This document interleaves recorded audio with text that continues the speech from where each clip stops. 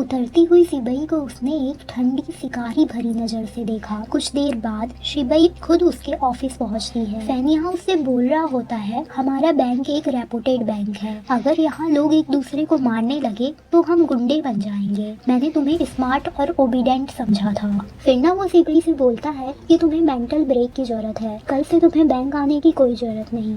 यहाँ पर ना शिबई को बहुत गुस्सा आ रहा होता है। वो घर आकर रोते हुए नई सिलवाई हुई यूनिफॉर्म को फाड़ देती है और बहुत ज्यादा ड्रिंक भी करती है। हर गुट के साथ उसे अपने साथ हुआ हादसा याद आ रहा था। नेक्स्ट सीन में हमें छाऊ चूचू और जिन्हान को एक कैफे में दिखाया जाता है, जहाँ वो उसे समझा रही होती है शिबई को जॉब से निकाल दिया गया है, वो बहुत टूटी हुई है, वो पहले जैसे नहीं रही, उसे किसी सहारे की जरूरत है। वो ना जिन्हान से पूछती है क्या उसके दिल में शिबई के लिए एक भी फीलिंग्स नहीं है। जिन्हान ने कहा सभी की अपनी अपनी प्रॉब्लम होती है और मैंने शिबई को कई बार समझाने की कोशिश करी कि वो अपनी लाइफ अच्छे से स्पेंड करे, लेकिन उसने पहले ही अपनी लाइफ में हार मान ली है, फिर भला कौन उसकी हेल्प कर सकता है। चूचू बोलती है तुम्हारे इससे क्या मतलब है, शिबई जब ड्रंक थी तब उसने मुझसे कहा था कि वो अपनी लाइफ सिर्फ तुम्हारे साथ स्पेंड करना चाहती है, वो भी अपनी लाइफ जीना चाहती है। क्या कभी तुमने उसे समझने की कोशिश की है?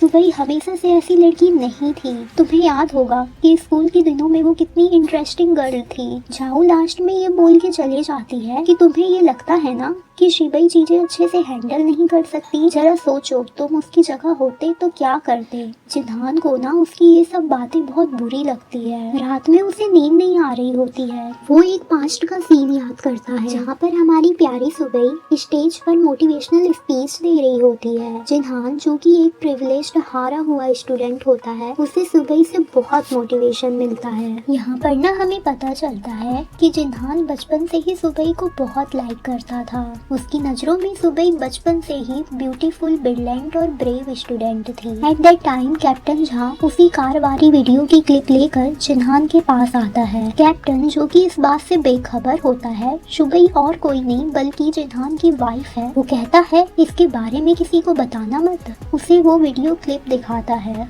वो बोलता है हमें ये कार जल्दी से जल्दी ढूंढना है। क्लिप देखते ही ना जिन्हान की आंखें फटी की फटी रह जाती है। यहाँ पर ना शिबई और झाऊ चूचू दोनों ड्रंक होती है। वहाँ भी ना बेचारी शिबई रोते हुए बोल रही होती है मुझे जिन्हान के साथ रहना है, मैं उसके बिना नहीं रह सकती। तभी वही कार उन दोनों को पिकअप करने आती है। जिन्हान फटाक से बोलता है ये तो वही कार है जो उस दिन पुलिस स्टेशन में थी। जिन्हान को पता चल गया था कि शिबई के साथ कुछ बहुत भयानक हुआ है।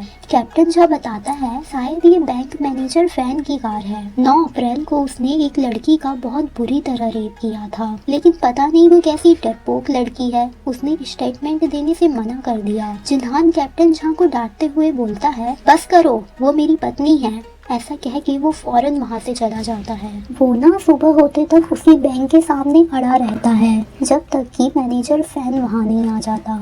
फैन के आते ही जिन्हान चीते की रफ्तार से जाकर उसे दबोच लेता है और बहुत मारता है। वो बोलता है क्या वो तुम ही थे जो शिबई को 9 अप्रैल को रेपसीड फील्ड में ले गए थे? फैन ने रहस्यमयी मुस्कान से हंसते हुए कहा वो खुद आई थी, उसने कहा था कि मैं उसे पसंद हूँ, उसने ड्रिंक किया, कार में बैठी और खुद को मेरे नजदीक आने दिया। उसने हंसते हुए कहा ये सब सहमति से था तो इसमें गलत क्या? जिन्हान की आंखें लाल हो गई। वो बोला अगर उसने पुलिस रिपोर्ट कर दी तो? फैन ने फिर मुस्कुराते हुए कहा तो क्या, दोनों की इज्जत जाएगी, बेहतर होगा अपना मुंह बंद रखो। यहाँ पर ना जिन्हान को बहुत गुस्सा आ जाता है और उसने मैनेजर फैन को बुरी तरह पीट डाला। ऑफिस में झाऊ चूचू नियान वैन को कॉल करके बताती है कि जिन्हान ने मैनेजर फैन को बुरी तरह पीटा है, इतनी बुरी तरह पीटा है कि वो हॉस्पिटल में एडमिट है। नियान वैन ने शिबई के बारे में पूछा। झाऊ चूचू बताती है कि शिबई को कल ही बैंक से निकाल दिया गया है। नियान वैन को डर है कि कहीं फैन उसकी बहन और जीजू के खिलाफ रिपोर्ट न कर दे। कहानी में अब बहुत बड़ा ट्विस्ट आ चुका था। जिन्हान जो कि भयानक स्पीड से कार चलाकर जल्दी से जल्दी शिबई के पास पहुंचना चाहता था, उसे रियलाइज हो चुका था कि उसने शिबई के साथ कितना बुरा किया। वो रो रहा होता है और खुद को ही थप्पड़ मार रहा होता है। फ्रेंड्स ये एपिसोड कैसा लगा कमेंट करके जरूर बताना, इससे हमें नेक्स्ट वीडियो बनाने के लिए मोटिवेशन मिलता है। और हाँ, नेक्स्ट एपिसोड सबसे पहले देखने के लिए चैनल को सब्सक्राइब जरूर कर लेना। Okay bye.